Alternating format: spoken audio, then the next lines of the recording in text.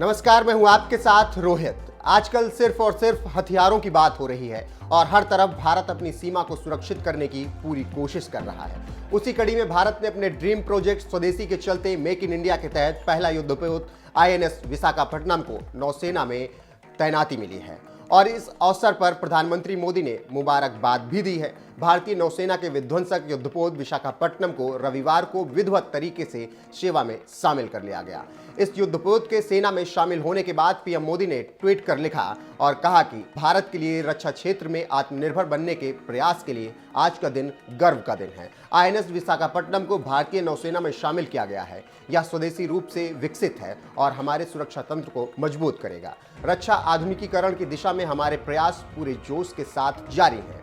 भारत के रक्षा मंत्री ने भी इस मौके पर चीन पर निशाना साधते हुए कहा कि वर्चस्ववादी प्रवृत्तियों वाले कुछ गैर जिम्मेदार देश अपने पक्षपातपूर्ण हितों के कारण समुद्र के कानून पर संयुक्त राष्ट्र सम्मेलन को गलत तरीके से परिभाषित कर रहे हैं।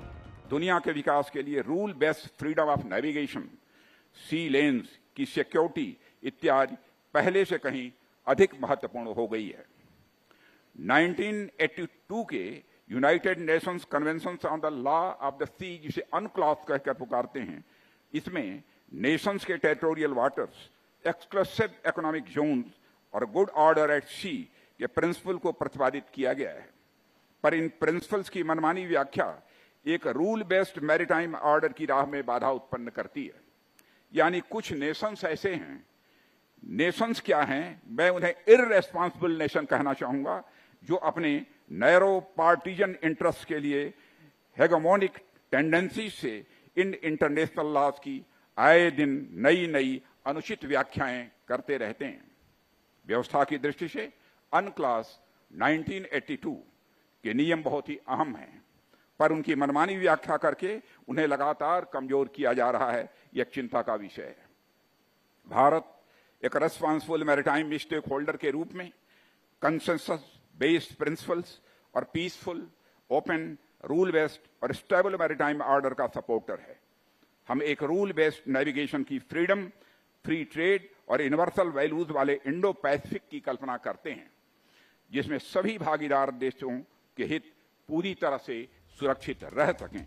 छिप छिप कर वार करने में सक्षम स्वदेशी निर्देशित मिसाइल विध्वंसक पोत विशाखापट्टनम कई मिसाइल और पनडुब्बी रोधी रॉकेट से लैस है।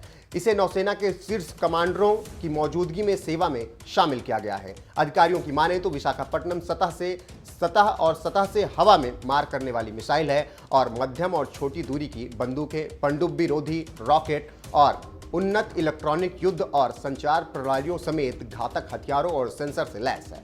और अब हिंद महासागर में चीन और पाकिस्तान से भिड़ने में मजा आएगा। इसके साथ ही साथ स्वदेशी तकनीकी से बने युद्धपोत से भारत के हौसले बुलंद है और आगे के प्रोजेक्ट पर काम शुरू कर दिया गया है।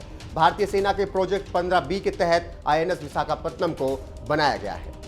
2015 में पहली बार इसे पानी में उतारा गया था। 164 मीटर लंबाई वाले वारशिप का सभी उपकरणों और हथियारों की तैनाती के बाद वजन 7,400 टन है। जानकारों के मुताबिक भारत के पास आईएनएस विक्रमादित्य नाम का एक 44,500 टन वजनी करियर है, जो नवंबर 2013 में रूस से $2.33 बिलियन में खरीदा गया था।